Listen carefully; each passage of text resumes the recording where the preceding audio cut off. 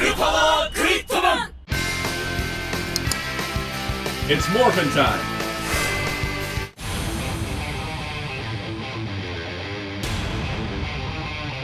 Hello, this is Soundout here, and welcome to my review of the SSSS.Gridman Super Minipla set.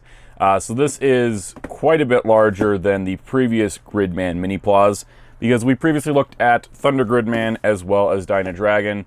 Here is Thunder Gridman, the tokusatsu version of Gridman, and you can see here that the box for SSSS.Gridman, the full Power Gridman set, is quite a bit larger. Thickness-wise, they're about the same, but much longer, and that is due to the fact that each individual box for this set is massive. Like, that is a thick box compared to the thinner boxes of the Thunder Gridman set, so you can kind of see your size difference here. There's a lot more parts count on the anime Gridman for SSSS.Gridman. And yeah, no, we're going to go through this. So box 1 is Gridman, box 2 is Battle Tracto Max, box 3 is Buster, Borr, and Gridman Calibur, and box 4 is Sky Vitter. This will complete full Power Gridman, powered Zenon, pretty much just everything that you'd expect. So we're going to crack into it because there is so much to go over with this set, and it's all a little finicky. So box number 1 contains Gridman, his extra hands, his extra transformation pieces, and powered Zenon's extra transformation pieces. So first we're going to look at Gridman himself. Now this is of course his appearance from SSSS.Gridman, the anime sequel to the original tokusatsu series. But it's sort of a sequel/soft reboot, so it's one of those, you can really jump into it without any prior knowledge. In fact, I think the show is enhanced by prior knowledge of the live-action Gridman, but it's not necessary by any means. Now, I like the design overall. This is an anime upgrade to the original Gridman design, which we have here also in Super Minipla form.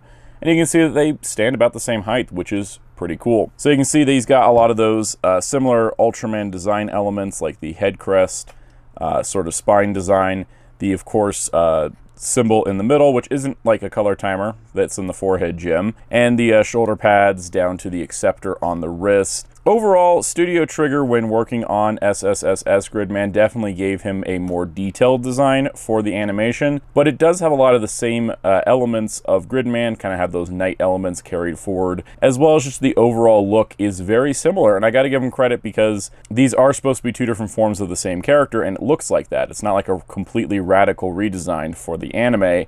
It fits in line pretty well, and I quite like it. I quite like it. This is known as Gridman's Primal Fighter form. There was another version released called the Initial Fighter version that came in a 2-pack with Grid Knight. That was a premium Bandai set I did not pick up because I didn't feel like I needed Initial Fighter Gridman, and Grid Knight should be coming with the future Shogoken modeling project Dyna Zenon.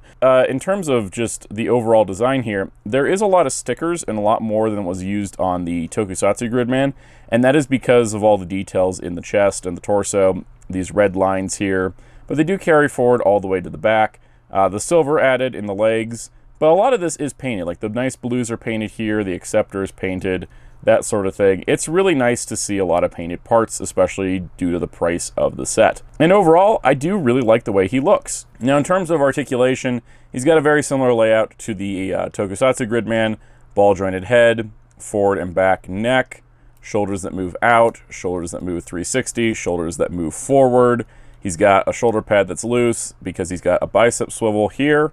He's got an elbow bend. He's got a gauntlet swivel and then a wrist swivel. Upper torso ball joint here. Lower torso ball joint here. Hips that move out. Hips that move forward, not so much back. Thigh swivel. A single jointed knee that goes pretty far. And then an ankle joint that is on a ball joint, so it moves left, right, up, down, all that good stuff. I do notice that he feels a little bit stiffer, and I don't know if it's just because he's newer plastic, and well, I only recently built him versus the Gridman, who I've transformed multiple times for videos, but he does feel a little bit stiffer in posing. That being said, he does come with some extra hands in order to pose a little bit better. So he has the fists so he can pose for things like the grid beam. He's got open hands so he can be ready to tackle a kaiju. And he also has karate chop hands. I'd say fixer beam hands, but he rarely used fixer beam in this form. He also has these wide grip hands, which will come in handy later. So overall, Primal Fighter Gridman is a pretty good figure and a nice basis for this overall set. So box number 2 contains Battle Tracto Max. Now, Battle Tracto Max is the first assist weapon we're looking at. The assist weapons in the anime are actually people. They have human forms. In this case, Battle Tracto Max has the human form of Max. And what's kind of interesting is that this is sort of based on God Tank from Thunder Gridman, but his name, Battle Tracto Max, the Tracto part, coming from the Superhuman Samurai Cyber Squad name for God Tank. So I think that's a pretty cool correlation. But in terms of the design, I think he's cool. It is very obvious there's 2 giant fists in the front. Like, there's no getting around that. But I do think the cannons are cool. They do pivot and rotate, which is awesome. The tires are fixed, which is kind of a bummer. So this thing doesn't roll, it just slides. You know, otherwise it's not too bad. Now, the cool part about the assist weapons for the anime, this is something I think Trigger was rightful in doing, where the previous assist weapons for Gridman, whether it was God Tank, Thunderjet, or Twin Driller, they all just combine into Zenon, and then Zenon combines with Gridman to make Thunder Gridman, whereas each of the assist weapons in SSSS.Gridman can combine with Gridman individually. So, Battle Tracto Max here can actually combine with Gridman on his own. So what we're going to do to transform into that is we're going to pull this helmet off the back and remove this harness, leaving the helmet separate. That little harness piece is going to go aside, and we're going to split this guy straight down the middle, like that. And then we're going to open these panels up, like that, and like that. And then we're going to pivot the cannons all the way out like this, and like this. You can also extend for extra range of movement, but for stability, we're going to keep them collapsed. And now we got basically 2 giant arms and a helmet. Now for Gridman, there's a little bit more work. Essentially, instead of having the arms fold up into, well, basically these are going to become giant arms. Instead of having the arms fold up there, they give you alternate arm pieces. But in order to pull off the look correctly, you still have to take some of the parts from here. So for example, you got to pop the shoulder pad and move the shoulder pad onto the arm harness. And then you got to remove the wrist brace and take the hand off and put that onto the harness. Now the thing is that the only reason you have to do that is so you could attach this piece, because you're not going to see the acceptor inside the arm. Just minor spoiler, this is just going to go in. You're only going to see the shoulder pad. So I kind of wish this was just one separate molded piece. I don't know why we have to go through this tedious, like, oh yeah, let's also remove, like I get the shoulder pad, like move the shoulder pad, but I kind of hate that we have to move this piece over as well. It just seems unnecessary when this could have just been one straight molded part all the way across, and then you just plug the shoulder pad on. I don't know if that's a minor complaint, but that's just what I'm going with. And so we basically do that. I'm going to do the other side off camera just because it is tedious. All right, so we got Gridman. We've got one arm in, so they just slide into that tab into that slot, and then you close it up. And then you take the other one, and you slide it in, and you close it up. And then you take the helmet, and the helmet is just supposed to squeeze over the head crest. And then boom, there is Max Gridman. So here we have Max Gridman. Now he's surprisingly stable. We can shift the table a little bit, but he will fall over. But if you're not messing with your furniture, he's gonna stay standing in that position. Now you can extend the arms and bend the elbows. Be sure to extend the arms and bend the elbows because there's little tabs that will hold things in place. And then you can also pose the legs a little bit, and you could have him trying to punch something. Crazy looking combo, definitely works better in animation than in physical 3D space. You're gonna hear that phrase a lot through the rest of the video. I'm gonna try to balance him posed. Yep, there we go. He's still standing. So, I mean, it's pretty cool. I do like, again, the option to have the assist weapons still combine with Gridman individually, because that does make them feel a little bit more special. And overall, I mean, this is stable. That's the best compliment I can give it. But, you know, it's surprisingly stable for how unwieldy it technically is. So box number 3 contains Buster Borr and Samurai Calibur. We're gonna look at Calibur first because it's a lot simpler than the Buster Borr. So here is Samurai Calibur. Now, of course, the Samurai is a reference to Superhuman Samurai Cyber Squad, and they're characters of Team Samurai, and the Calibur is a reference to Gridman Calibur.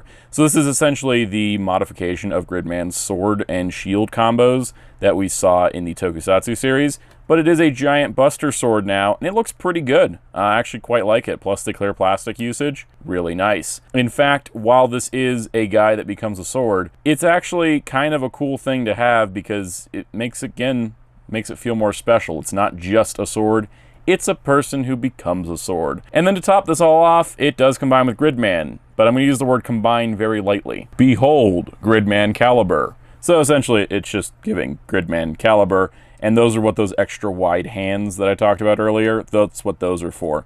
What's really nice is that instead of just, you know, kind of fitting into the hand, there is a peg system, and it pegs on, and now he can wield Calibur, and he's got a pretty good grip on it. Like, that's not going anywhere. And in fact, while his stability may be a problem, just due to the nature of this giant honking sword, he does balance out eventually. And maybe that's why the figure feels a little more stiff, is because, yeah, he's got to balance out giant things like Max or Calibur here. Calibur also includes this other piece, and we'll be looking at this later. So here is Buster Borr. Buster Borr is based on the Twin Driller, and then also based on the name Borr, which was Twin Driller's American name for Superhuman Samurai Cyber Squad. So Buster Borr, probably my least favorite of the assist weapons for SSSS.Gridman. This one's okay. I also didn't like Borr as a character, so that doesn't help either. I thought they were just really mean for no reason. But anyways, they got treads. We've got, you know, sort of missile rack looking stuff.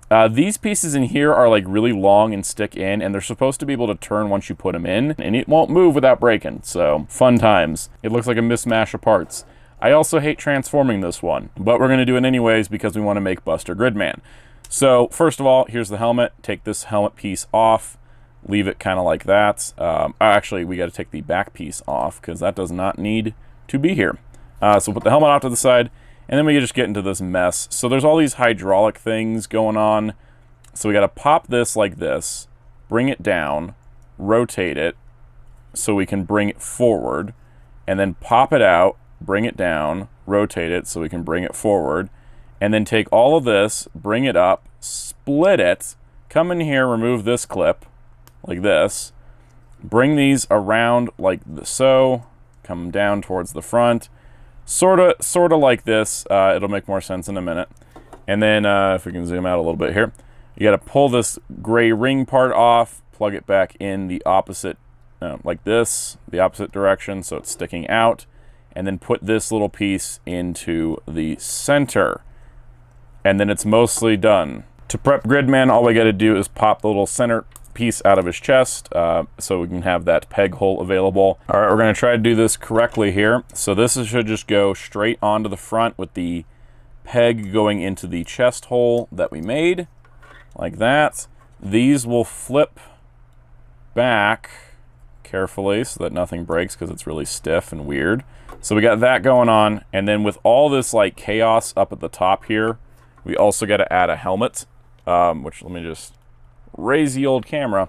We're gonna put this helmet on like that. So he's got this gigantic helmet, these tiny arms, these back things that don't make any sense, and then on top of that, the drills split open to have missile pods, which is kind of neat. I forgot to mention the drills spin, while the treads don't. The drills spin all the way out of their connections.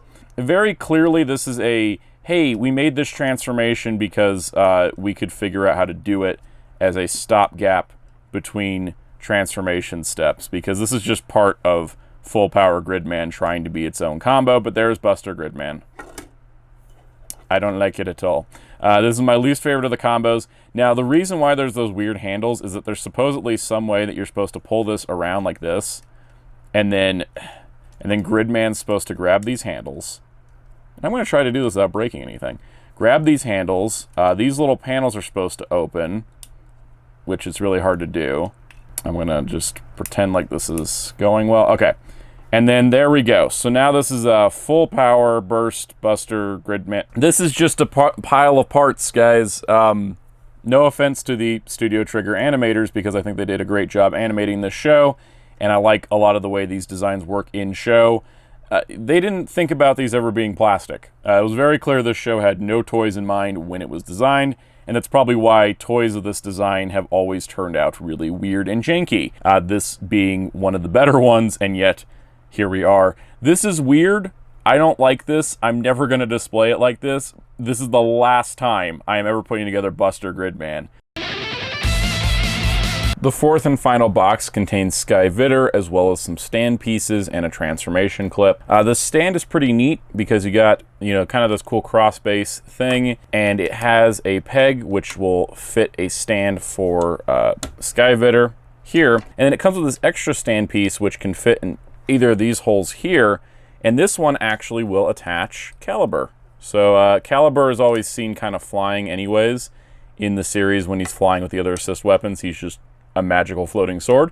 So hey, check that out. Now you can have that, and then you can put Sky Vitter on top. I know we haven't looked at Sky Vitter proper yet, but you can put them on top like that, and then that way when you're displaying your vehicle separately with Gridman, which honestly might not be a bad idea, you can actually have the proper look here with Calibur floating. So here we have Sky Vitter. Now Sky Vitter is partially named after Vit, the name for Thunderjet, and he's partially based on Thunderjet, despite being like a whole different color and design. But overall, look at this guy. I think he's probably my favorite design. Even though we do have, yes, big fists back here, you do have kind of these thruster designs which help really pull it together. And I like the overall design and the weight, the look of it. It's pretty awesome. I think it's actually a pretty cool plane design. I also like that you have, sort of a cockpit design up here, and then it also opens up, which is a neat little detail.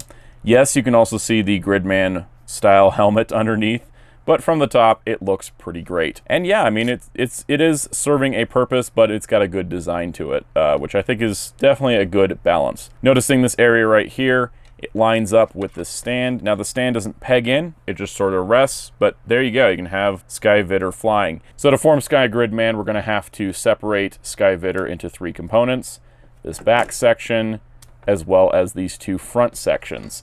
These will mostly stay the same with the this little peg being flipped out here, and then those will be like that. And then we're going to take these, split it straight in half, and then we're going to leave it for now because we need to get Gridman prepped. Prepping Gridman for this one's pretty simple. Just kind of set up his elbows like that, come around the back. You're going to pull off this back section, so we have a back peg, and then you're going to rotate his feet downward like that. So the most difficult part is going to be assembling the legs. So the way we're going to have to do this, we're going to pull this yellow section, extend this out, pull this back cap, fit the leg in that matches the foot down there like this. Then you want to put the cap back on. So you want to get this in as far as it goes. Put the cap back on to the back here. Collapse it again. Open this panel and then line up the foot onto the foot peg. It's something that you can't see too well in there. You want to make sure not to accidentally bend the knee joint. So you want to do that, close that up, and then you can put the cap back on. It's not too bad, but you got to be careful because it's going to be this little peg supporting the entire weight. So if you shake this too much, it's going to detach. And there you go. So then you got the legs for Sky Gridman. In terms of the rest of him, you're going to take this, you want to line up the little extended peg into the back, and you want to line up the 2 tabs into his butt. And that way it gets him this little flying backpack. And then you want to line up and get the helmet on. In fact, it helps to open the cockpit part. Squeeze it on so that you get his face lined up in there, and then push this down over it. And there we got Sky Gridman. Now you're probably wondering, how does he stand if he has no feet? That's why there's a stand. This is going to take a little bit extra work. You're going to need to detach this piece. You need to take the piece that holds Calibur, just so this is tall enough. You plug this in first, plug this one into it, and then remove this top part here. And then you got this little peg, and this little peg will go up into the backpack area. So this is a very, very anime-only design. This is the kind of thing where it's designed to always fly, and that works in animation, but not always as a toy. Now, admittedly, you can flip forward these feet, so that way it could, balance as feet, but technically, it is always supposed to be flying, so Sky Gridman should look like this. I like this one. While it is very much just full Power Gridman's legs, you do get this extra armor up top, which I think really pulls the design together. And I do really like the helmet. It's got kind of a jet helmet, fighter helmet look to it, as well as a Gridman helmet, which I think looks pretty good. And I like the way that they worked in the stand component into this backpack, because this is the most stable of all of the assist weapon combos. So actually, I quite like this one. It's probably my favorite of the individual combinations. But, like I've been mentioning, it's all going to come together eventually. So So we're going to take the 4 assist weapons and combine them into Powered Zenon. So Calibur gets to transform this time, and in fact, pretty much what we're doing is turning him from a sword to an axe. So we're going to separate this piece, leave that like that, pull this out, pull this out. Come on, there we go. Get that there. I'm going to plug this like this. This will plug back in. That way we know we're in the correct direction on everything. And then we're going to plug this into the top just to get it all lined up. And then we're going to split the part open here. And now it's an axe. Taking a look at Max here, we're going to split him in half. Oh, wait. We got to take the helmet off the back. Remove the little harness piece. We don't need that anymore. We're going to split him again. I've noticed the pegs. The pegs in the middle are way stronger than the pegs on the edges. There we go. Split him in half. Now this time he's not going to become giant arms, so we're already into new territory here. We're going to fold this down, fold that down, and then we're going to come in here, pull this piece out, and then we're going to replace it with one of the pieces that came with Gridman, and this is clearly, you can see this is Borr's drills. So they opted to just have a completely separate system for this, which is honestly smart. And then there's a leg. So this is gonna be the one time I don't totally hate Borr's transformation, but we're gonna pull these off like this, and then we're going to remove this helmet. What's interesting here is that while design-wise, this is the Gridman side, and then you'd flip this around and push it down, and then, oh, there's the Powered Zenon side. We're actually gonna pull this off and attach it to this whole harness here. Because this harness is making up for pretty much a lot of the components that just couldn't fit in the smaller scale. It looks like this. And then this is the only time I actually don't mind transforming Borr, because it's pretty easy. You just pull these out, line this up, peg it all back in. After you gotta get all this aligned like that, and then peg it all back together. And it's so close. It's so close. There we go. And yeah, there's the actual like full torso of Powered Zenon, and then we're also going to attach these and like this, and like this. And while that looks super awkward and lanky at the moment, it won't get better later. But hey, it's attached. Here's the fun one. So for Sky Vitter, we're going to detach this, detach this. We're going to split these in half. This is going to slide and fold, and this is like the most satisfying thing, because you can just it just feels so natural. It just glides so well. So you can see that's a giant hand, right? You know, sometimes you just gotta, because those pegs are kind of tight. So we're just going to pull this up like that. Make sure we're not splitting the kit in any way. Now the fun part is much like with in the past, we got a bunch of stuff left over. So we're going to take this and peg this in here, and then this is going to flip up, I believe. I think this just goes on the back like this. This is the part that confuses me, because they don't over focus on this in the show's transformation. But you sort of just do that, and then we're going to have, so we'll have Sky Vitter's helmet there, and then Max's helmet is going to go here. So I like the way that they incorporated all the helmets being on Powered Zenon. In fact, I think we're going to fold these wings away. I don't know if that's official. I just think that looks better if we fold those up like that. Okay, so then lastly, we just got to plug arm on here and another arm on here, and we're pretty much done. Last thing left to do is detach the handle of Calibur, put the handle through the hand here, and then reattach Calibur like that, and then boom, there is Powered Zenon. This is something. Now I notably had complained about how was it God Zenon for Thunder Gridman had worked out, but I think it was better than this. So this is feels a little bit more stable, and in fact it does have some articulation. Can you believe it? First of all right, let's get through the basic points. The head rotates back and forth, left and right, but it does run into the helmet on the back here, so keep that in mind.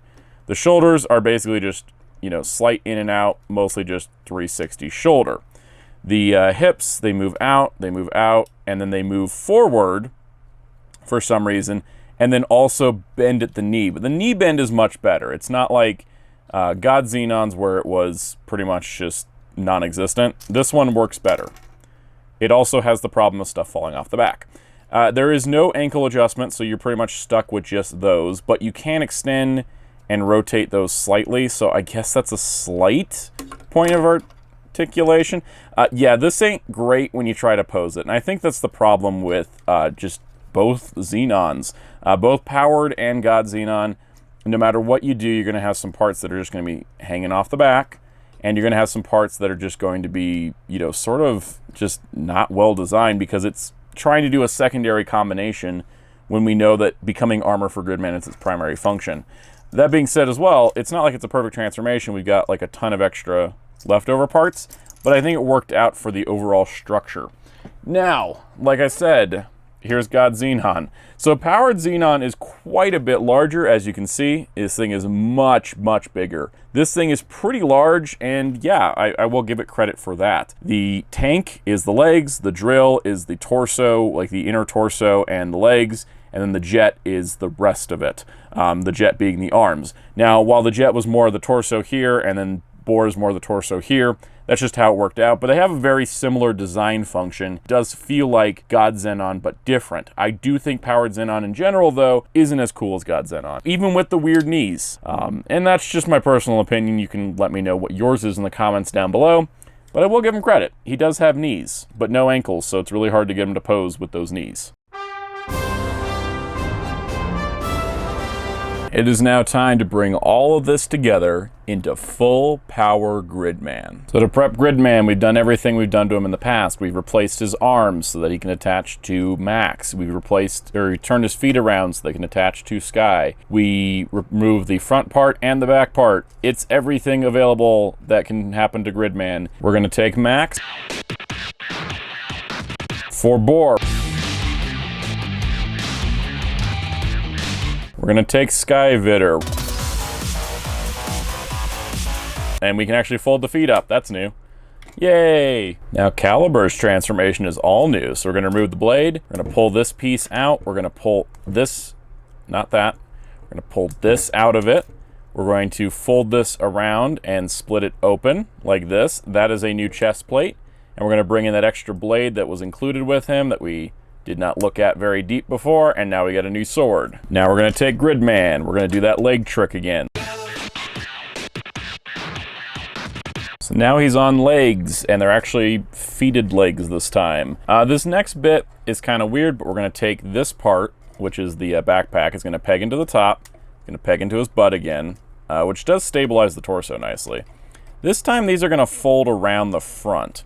Then we're going to take that little blue piece, and it's gonna plug in here, and then we're gonna attach the Sky helmet, the Sky Gridman helmet there, if you line it up correctly. Then we're gonna take the Max Gridman helmet, it's gonna go on top here, hopefully, and it should stay. We're gonna start with the chest. So once again, lining it up around his waist, put the peg into the peg hole in the chest, get that sort of lined up like this, and then we're gonna rotate these back, and in a way somehow line all this up. So we're gonna pull this down, and there's gonna be little slots there for those to go, and then these are gonna raise straight up, like kind of over the shoulder a little bit.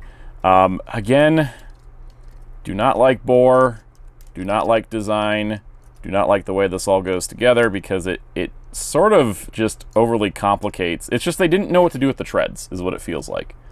But okay, so we got all that. Make sure all those helmets are on back here. Okay, the last thing is the arms, which has been one of the more simple parts so far. Or not the last thing, but we're gonna put the arms on. We're gonna plug the arms in to the pegs here, like this. We're gonna close this up and around. Okay, that's one. Bring this around. We're gonna line it up. Yep, we're just gonna pop the arm off, close it up, and then pop the arm right back on, because there is no clearance back here. This is, I think, a design problem, not so much a Minipla problem, but there is no clearance for anything in the backpack. It's a little too crammed together back there. And then I even started popping off parts that aren't supposed to come off. Okay, all right, no big deal. We got this. What's left? Okay, put this on. Probably should have done this before we put the torso on. All right, I'm gonna get the helmet on. Come on, go on. You've done it before. We've already done that. There we go. All right, helmet's on. And then we're gonna put the chest plate on, which go on here like this. And then lastly, if we can pull it off, we're gonna remove the handle, push it through the hand, put it on here, and there is full power Gridman. So I have thoughts on this. If you couldn't tell from when we were transforming it, I'm not a super huge fan of how all this worked out in the back. Like I had mentioned, there is no clearance. Like, these all fit perfectly in one spot. There is, there's very little kibble. It's not super, like, back heavy or anything, but boy, is this kind of hard to transform. I did the best I could, and I hope it came through clear. This thing's a bit of a cluttered mess.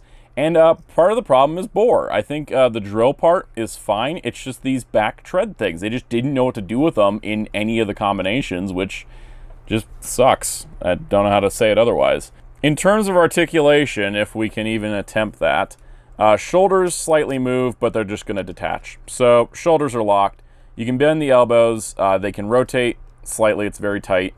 You can move the wrist around. It's on a ball joint, and this actually, moves out of the way to help that. The hips move out, they move forward until they start moving that. You can swivel.